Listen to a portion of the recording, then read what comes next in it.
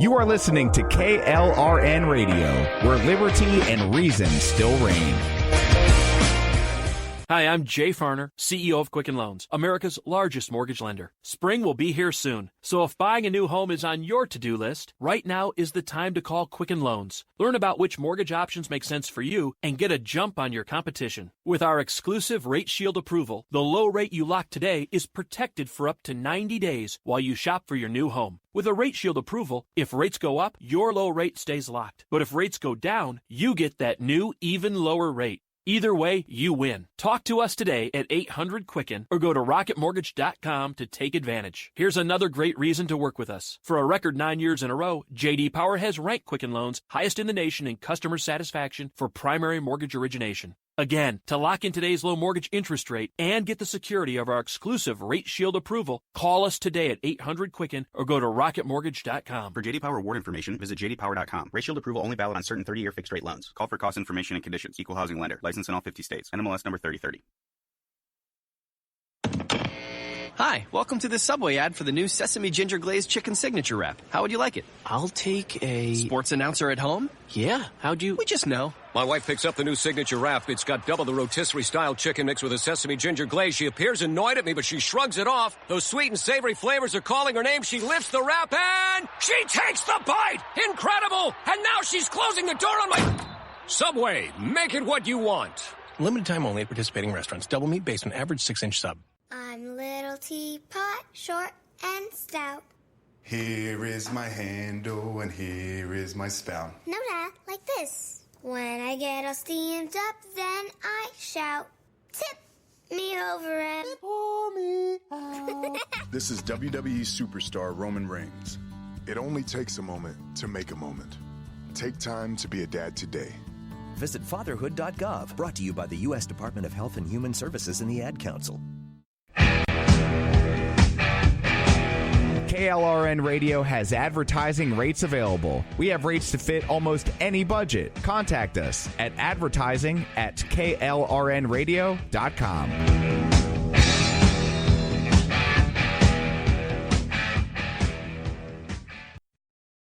Thoughts of suicide may feel impossible to overcome, but with help and support, you can find hope and meaning. Call the National Suicide Prevention Lifeline at 1-800-273-TALK to speak to a counselor, or visit suicidepreventionlifeline.org.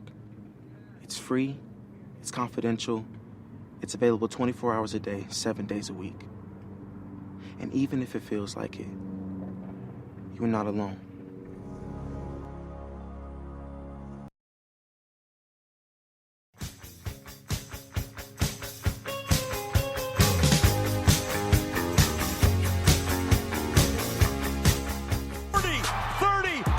Sideline, 10, touchdown on a kickoff return. Up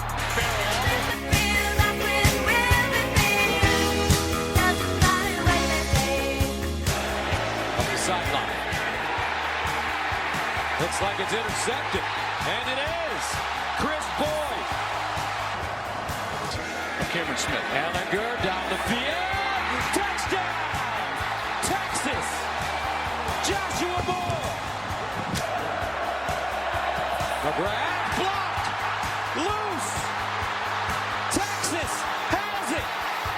Wheeler down the sideline. Touchdown Longhorns.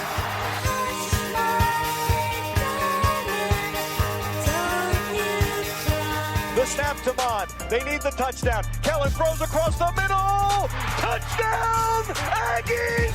Courtney Davis.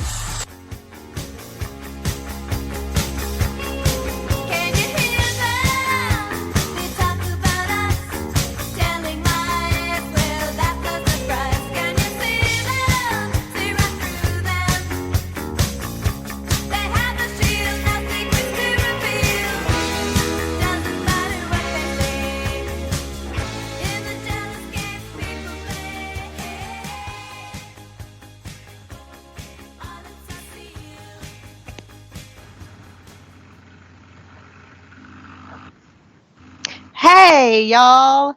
So, welcome to A Pod Divided. So glad to see several of you of our regulars in chat.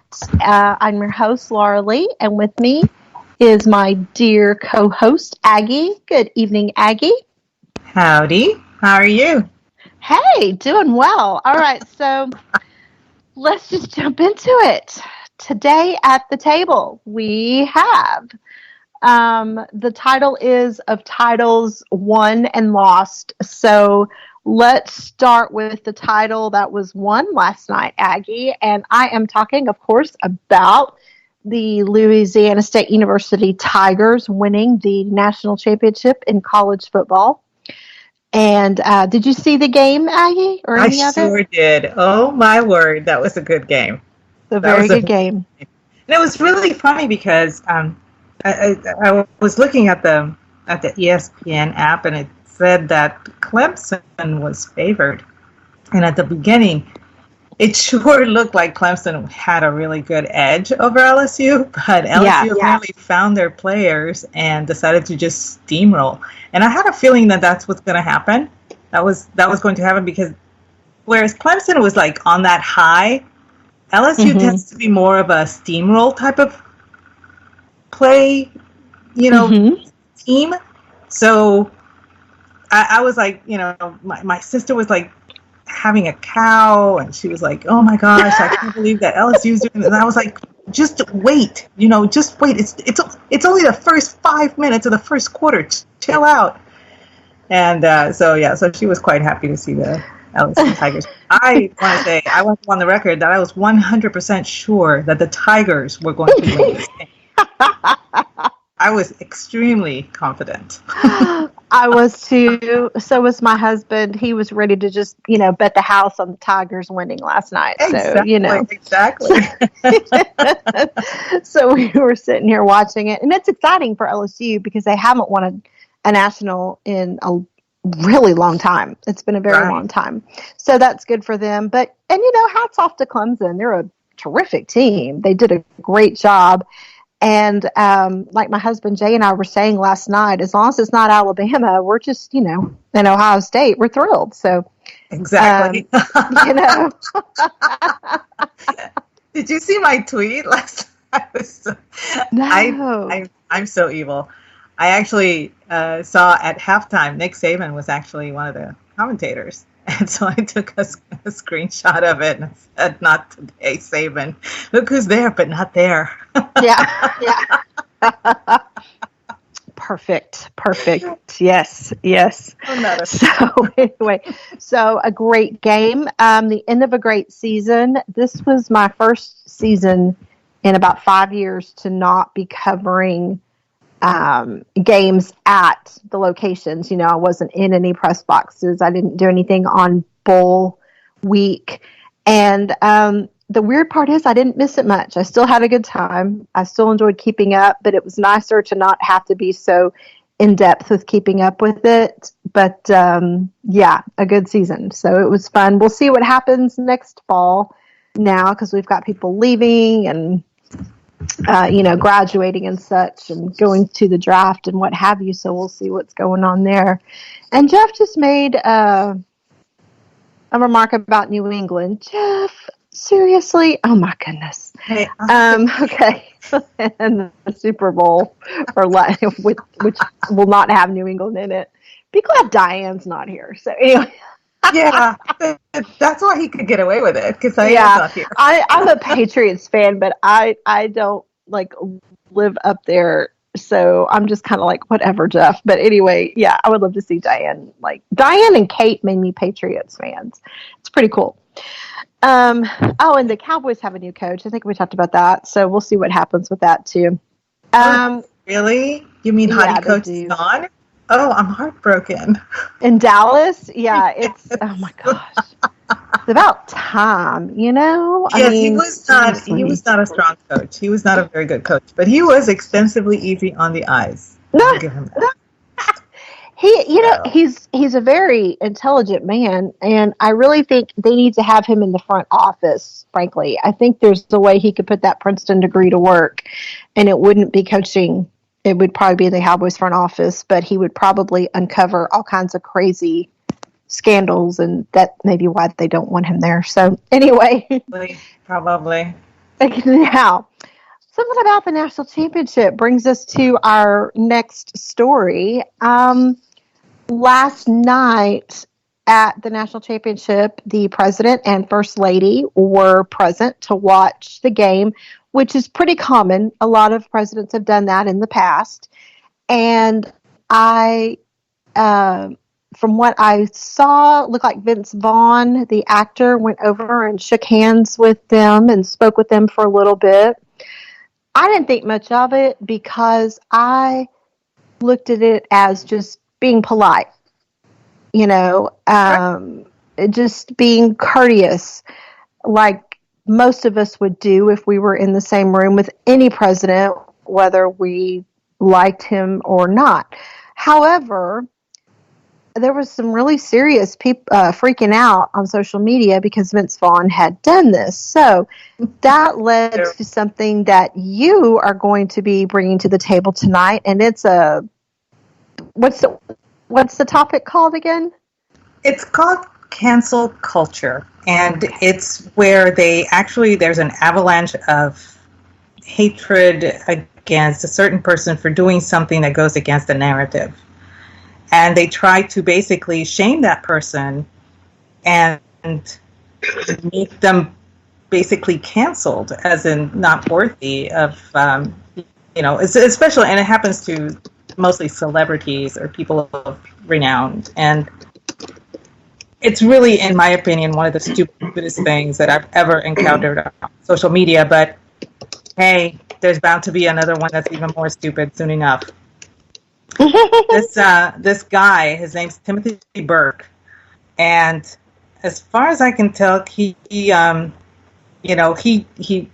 think he used to write for Deadspin and Daily Beast or something like that, and he has a pretty big following, over 60,000 people. He does mostly sports, and he tweeted out a clip of Vince Vaughn greeting President Trump, and his line was, "I'm very sorry to have to share this video with you, all of it, every part of it," like it was some kind of Greek tragedy. And I'm looking at the video and I'm going, okay, so this guy comes over to say, "Hey, how's it going?" Shakes his hand, talks to him for a little while, and that's it. And I was just, and to me, here's a man that's saying, because you actually shook the hand of someone whose, I guess, policies you don't agree with, you should be completely canceled from social media and from your celebrity status. And if you recall, a while back, Ellen DeGeneres was also at a sports event, and George W. Bush was there, and they were talking to each other. And it turns out that they're actually friends. And, this is, I always go back to this, you should not let politics dictate your friendships. And I mean, she lives by that. And she actually had to take time from her TV show to do a monologue on it, because she got such vitriol for simply sitting next to the man. And I recall, and Michelle Obama, the Obamas are good friends of the Bushes, and Michelle Obama is especially fond of George W. Bush, and you've seen pictures of them, hugging and sharing candy and whatever. Yeah. But but she didn't get canceled, And then they went after Ellen DeGeneres, and she said, "Whoa! You cannot. People have the right to have the friends, regardless of their politics."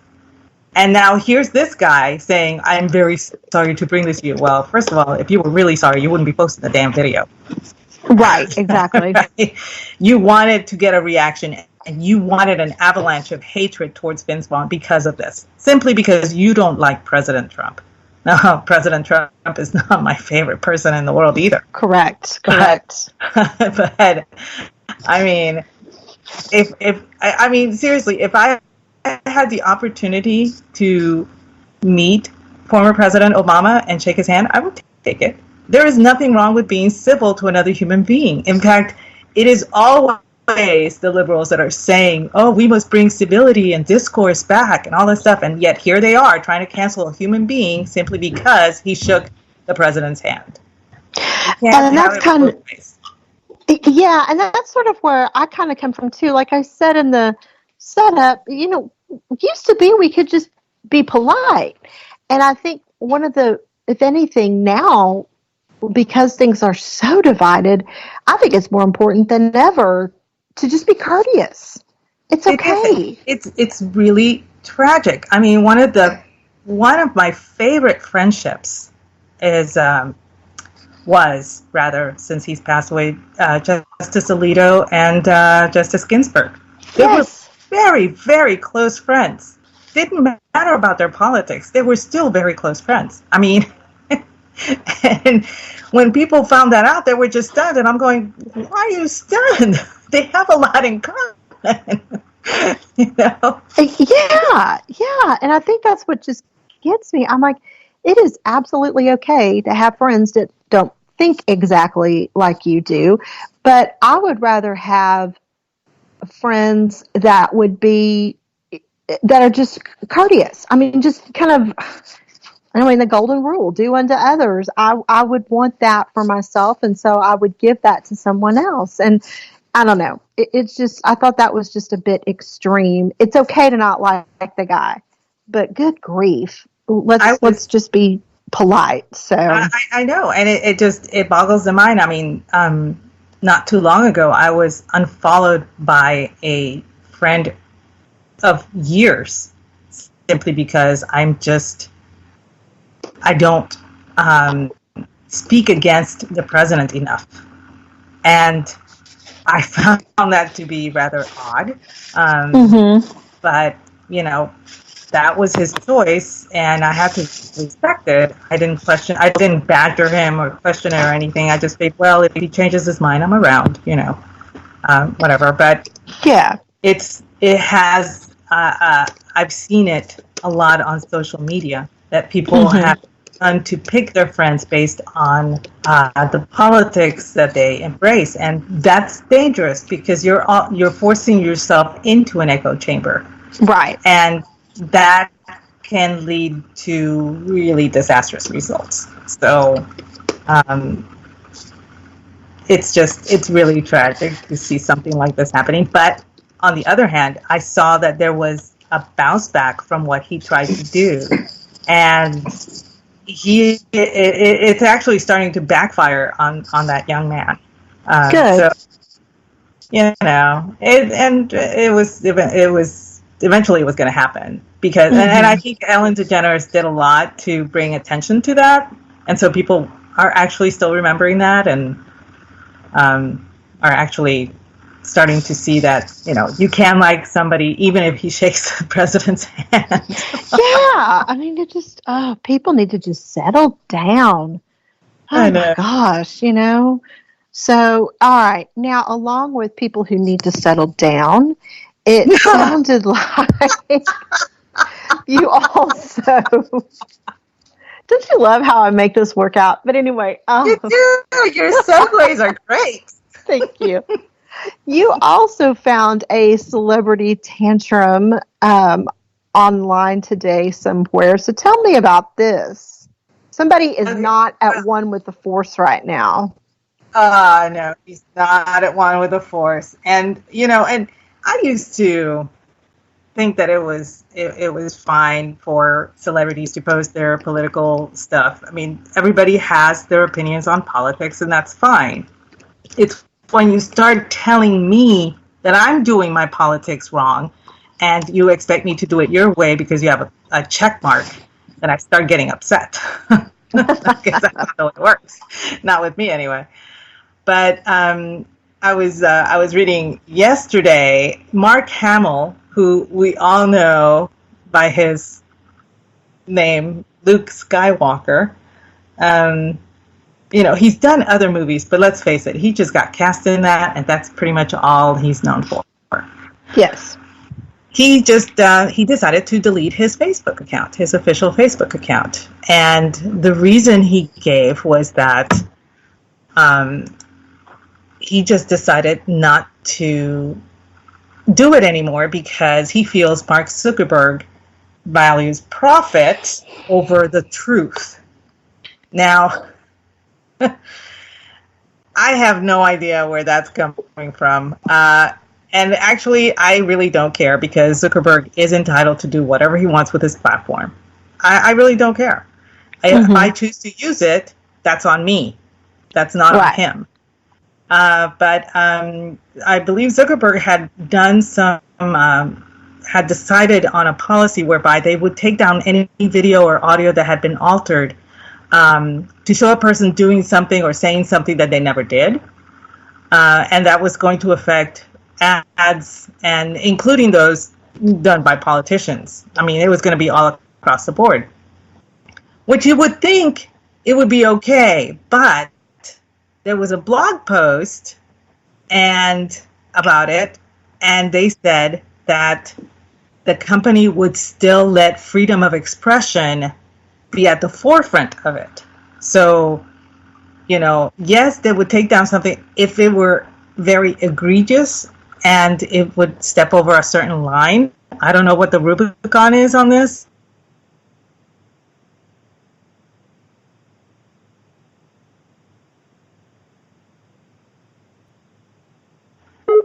Sort of like, doing a jib jab video or a TikTok or whatever it is that they call it nowadays. Mm-hmm. And so he took offense at that and said, well, I'm just done giving you my money and I'm out. And I'm like, well, first of all, you don't really give money. You're actually monetizing yourself by having a Facebook page that's official. So you just cut off a revenue stream, but whatever. But he took that to Twitter, which I absolutely adored because he didn't say it on Facebook before he left. So I'm like, okay. But, Facebook has a Twitter account, so they saw it. Mm-hmm.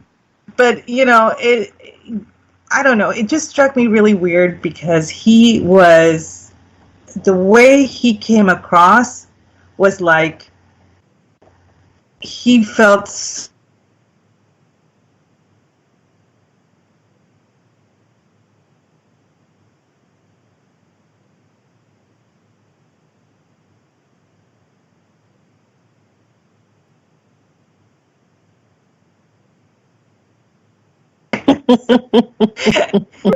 and yeah, they may actually be kind of upset to let you go and everything, but I'm pretty sure that a lot of other people still have their official pages there, including our Miss Greta Thunberg, or whatever her last name is, and, just a lot of other people that really rake in a lot of visitors and a lot of, members and stuff like that. Facebook is not going to hurt over this. No. But I just found it really funny that he had to throw his tantrum over on Twitter and, and of course, him being Luke Skywalker, he has a huge following. So, of course, everybody was liking that tweet. And I'm sure a lot of people decided to delete Facebook for the same reason. I'm not saying that he did not sway anybody. I'm sure.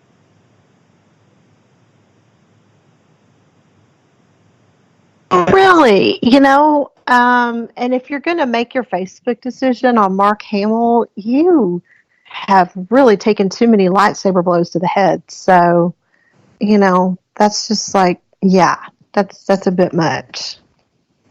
Like I said, I'm all for what Zuckerberg is doing. That's his business. And I'm all for Mark Hamill, too. That's his business. If he wants to quit Facebook, sure. Awesome.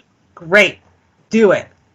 You're sticking to your principles. I admire that. But don't be a little bitch baby and throw a tantrum on Twitter over it. Seriously. Oh, just my gosh. Do it quietly. Or if you need to say something, say it on the platform you're leaving so that those people will see what's going on. But, I mean, most people on Facebook didn't even realize it until they went to check him out and the page was gone. They don't know why he left. So. There you go. There you go. Exactly. Oh my gosh. So Bo is saying he will delete his Facebook to people he went to high school or college with. Bo, let me tell you, not only do my thing are the people that I went to high school with in particular that I haven't talked to in almost 30 years because frighteningly enough, that's how close it is. And then they come into my DMs and they want to sell me something. I'm like, oh Lord. Yes, that is so true. You know, I've had that happen too. Yeah, I'm like, really? Oh my goodness. So anyway, well, I tell you what, I think this is a really great time to take a quick break. It's like the bottom of the hour, and then we will get back with our girly cocktail, which we need to talk about the big news of this week, Megxit. Megxit. So ominous.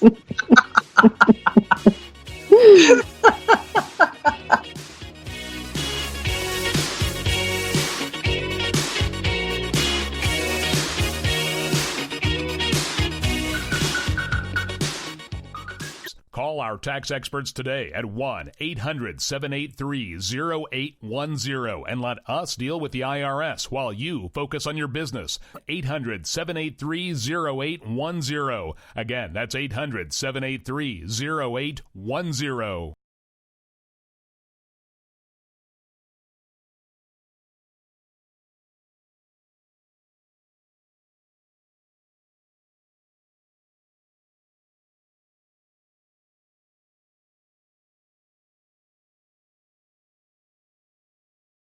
My son was in the Army back during Desert Storm, but even then he wanted an MBA. He looked at a dozen schools, but only one offered the online education and flexibility he needed while he was in a tent in Iraq, Grantham University. Turns out that Grantham's been delivering affordable, relevant college and advanced degrees for over 65 years. Heck, if they can deliver a quality education to a soldier in a tent overseas, think about the flexibility Grantham can offer you so you can earn your degree too. That's one.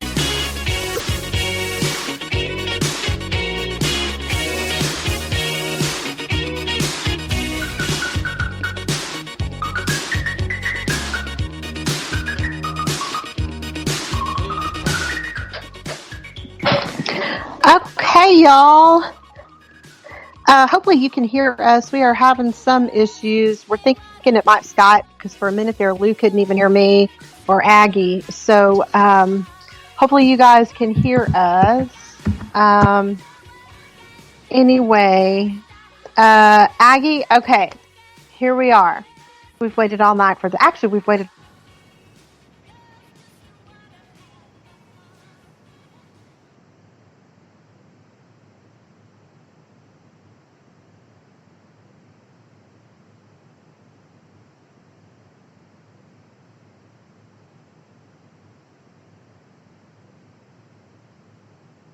Same silence again. Keep going. Okay, I'm going to keep going. All right. So before we go and talk about this very painful subject, we need to not only straighten our tiaras, but we need to take a really long drink of something nice and alcoholic, which brings us to the girly cocktail of the week. What do you have for us, Aggie? Well, it's not very regal like champagne or, Prosecco or as the Queen's favorite is actually a gin and tonic, which I found so awesome that she just drinks gin. She's so great. I love her. But today's offering for the girly drink is a grapefruit sidecar. And a sidecar has a very long history. It's one of the original cocktails, and it was made popular back in the 20s. But this one just has about 2 ounces of bourbon, a half ounce of orange liqueur. That can be some kind of triple sec. It could be Grand Marnier, Cointreau, anything that's an orange base. And a 1/3 cup of grapefruit juice. Now, personally speaking, I like everything a little sweeter, so I always add about 1/4 to half an ounce of simple syrup to my drink to make it sweeter. But All you do is you pour all of these ingredients into a nice filled shaker, and you mix well, and you pour it into a coupe glass and drink.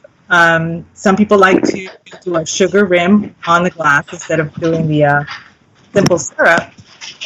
But I always, because it's, right now we have a lot of citrus fruit, I like to do all my citrus drinks during the winter time. And everybody thinks it's so weird because lemonade is summer, but I love ruby red grapefruit.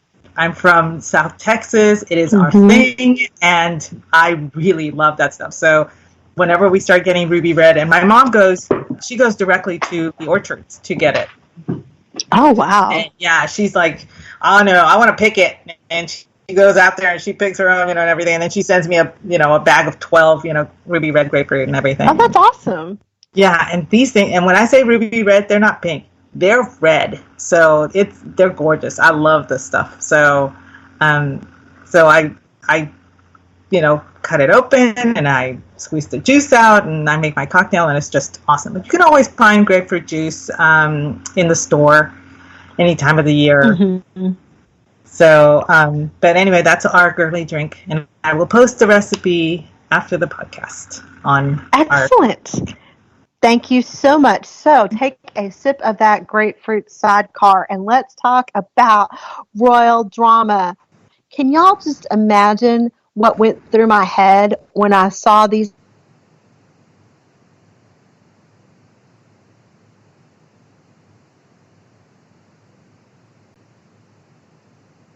in my DMs, that I was like, what am I going to do? I'm not going to have to talk about. Football was almost over at that point, and then the royal family breaking up. I mean, I was like, I may as well just not have a podcast. But anyway. It's like, it's like you're rudderless. What am I to do? I know. I have been a royal fan since Princess Diana's wedding, when I got up at a ridiculously early hour as a little girl to watch it. And hey, I got up too. And my father was the one who woke me up because he said, this is monumental. You may not see this again. I'm going, how old do you think I am, Dad? Yeah. It's like, what the hell?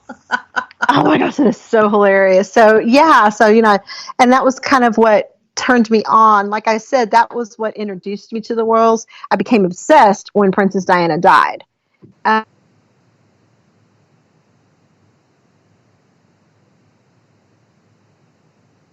story than we ever would find out. And I felt so sad for her sons because they were losing her at such a young age. And I think some of that loss is something that Harry will never get over in a way.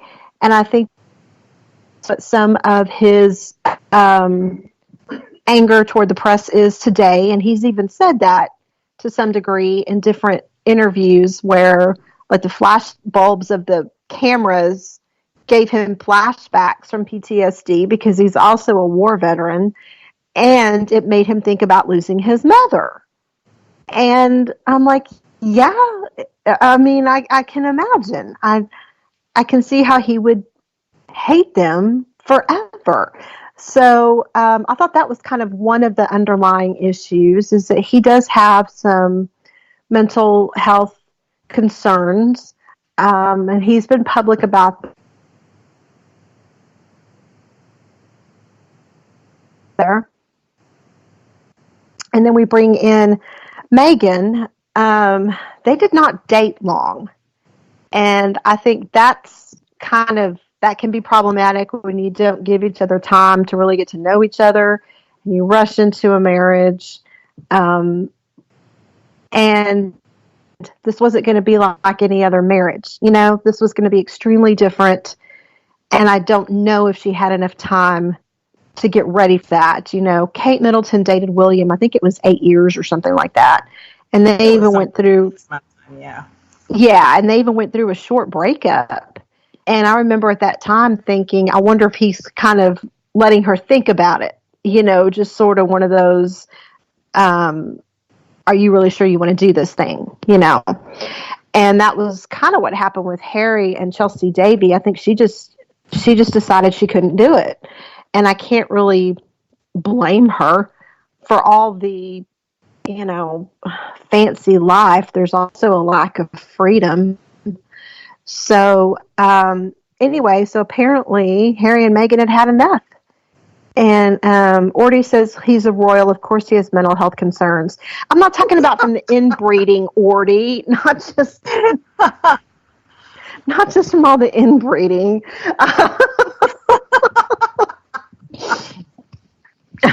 I'm talking about some legit stuff too, like that has occurred in his lifetime. Anyway, so I don't know what had you brought in there? What did you think about when you were looking this stuff over? Because you and I both looked this stuff over in the last week. I mean, I personally would look at this from a really far off standpoint. I wasn't as close to it as you were. I'm not an Anglophile, but I love the Queen. Yes. I'll be the first to admit it. I love that woman. But for me, it was really weird because somebody, like I showed you that thread, and they had shown how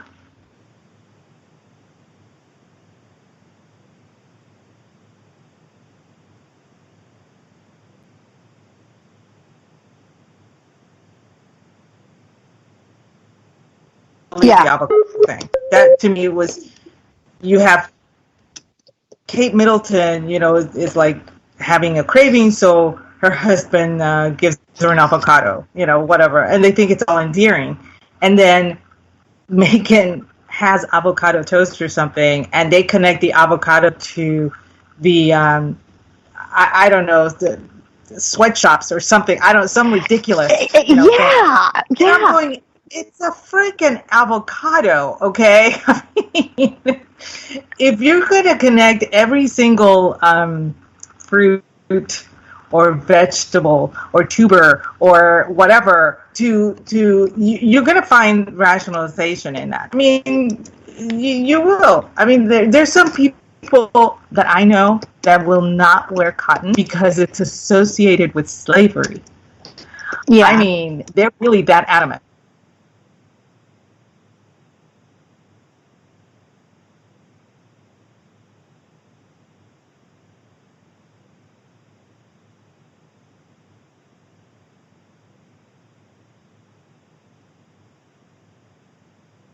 Been really ridiculous, and I think that you're right. She had a very short courtship.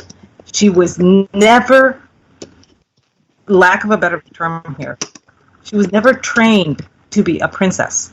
Mm-hmm. And Kate was, and they took their time with Kate to train her. And it was the same thing with Princess Diana. She was trained. She had to be trained to be this, the wife of the heir to the throne, and she went through a lot to be trained. But Meghan never had that training, even though for a time Harry was the spare. He no longer was the spare because William has his family now, and mm-hmm. so there wasn't that much of pressure to provide an heir, but is one thing that she lacked. She was not trained to be a princess. She didn't go through that at all. And if she did, it was very cursory and thrown at her, and she basically was playing on her own. Now, I'm not excusing it. She came mm-hmm. with a bunch of issues, I'm sure. Yeah. But I think that that's one of the things that worked against her, was the fact that she had been shunned. And I think the shunning comes from the fact that she's not British. Mm-hmm. Mm-hmm. Because we all know the story of Wallis Simpson, or whatever her name was. Whatever her name was. And how Edward the Seventh had to abdicate. Uh-huh. You're the Anglophile here. I'm just running on history. No, that's okay. No, he left. Because he had to abdicate because she was divorced and American on top of that. So here's Meghan, who is not British and also divorced, but Harry, so they're already ahead. That was a good thing, but I just found it kind of weird that she was thrust into this position without any training whatsoever. And like I said, lack of a better term, but that's exactly what they go through. They have to train to be in the public, in the public and in the spotlight, and they have to behave a certain way because they are titled. She is a princess, not just a duchess now. Well, and I wonder if some of that was because she already had a pretty public life already, and maybe they thought she could handle it, and maybe she thought she could handle it. Maybe she was like, "Hey, you know what? I've got my own people. I know how this works." We'll never really know. What I did find interesting was that one of the problems I had with this very abrupt announcement that apparently even the Queen was like, "Whoa, what are you talking about?" It was something that had been discussed in the past, but Prince Charles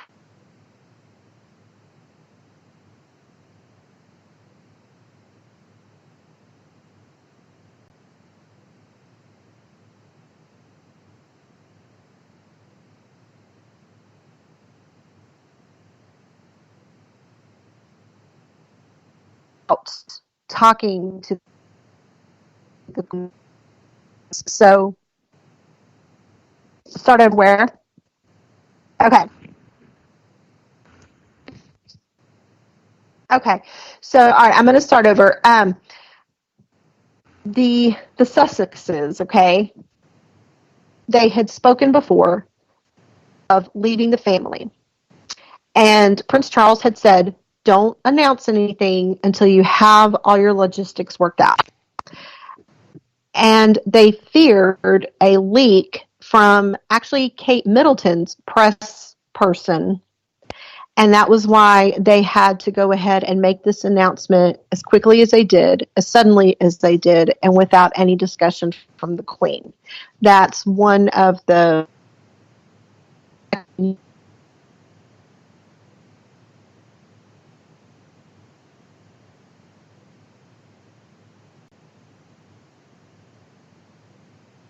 not talk to his grandmother first. That was strange. Yeah, and so to me, that was probably the biggest faux pas. They should have warned her before they went public, in my opinion. Yeah, they didn't have to tell anybody else. If they wanted to blindside anybody, that's fine, but you don't blindside the Queen. Right. So there's fear of this leak that another royal press person had gotten a hold of one of the papers. So anyway, so there was that. There was also the movement within the firm, as they call themselves, to kind of streamline things and get rid of some of the trappings. Not everybody gets paid on the sovereign grant or gets any money from the taxpayers. Right. They don't all do that. So some people think that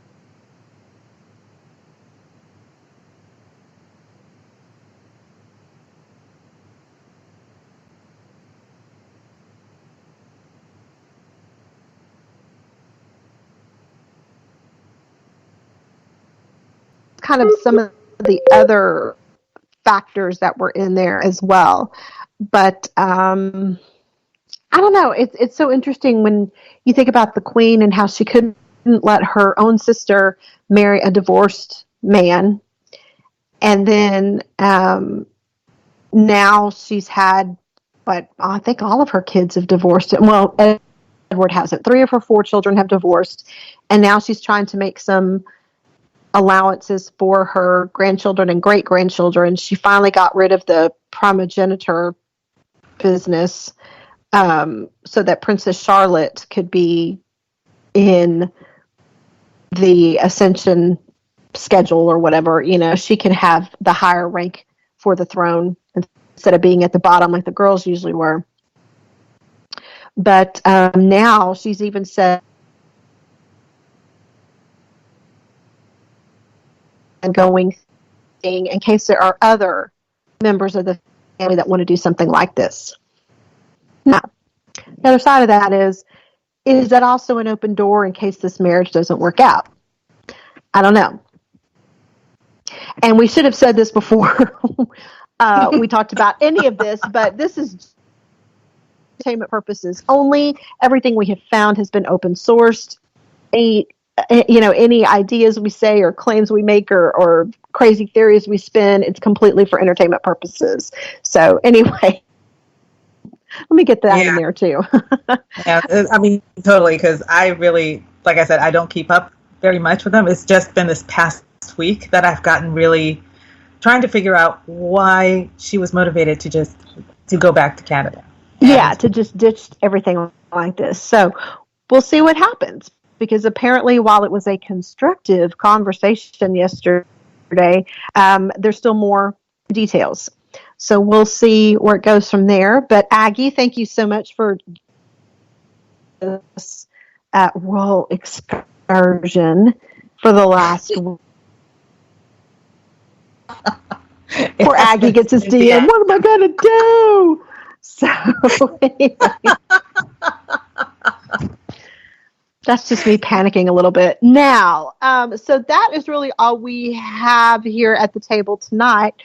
But stay tuned, because KLRN is going to have a debate special, and Aggie is going to be on there. Aggie's going to do serious stuff, y'all. I'm so excited. Oh, no, it's never serious with me. I'll just be poking fun at whatever they're wearing or what they've been smoking. And let's face it, one of my favorite things about tonight is the fact that Cory Booker's not up there. So,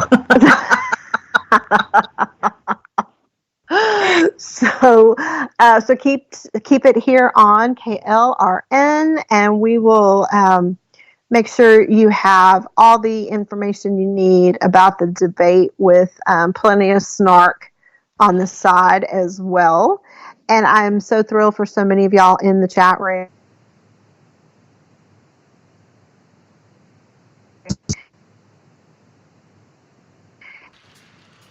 Handles. We'll just see what happens next week to bring to the table for a Pod Divided. Thanks for joining us.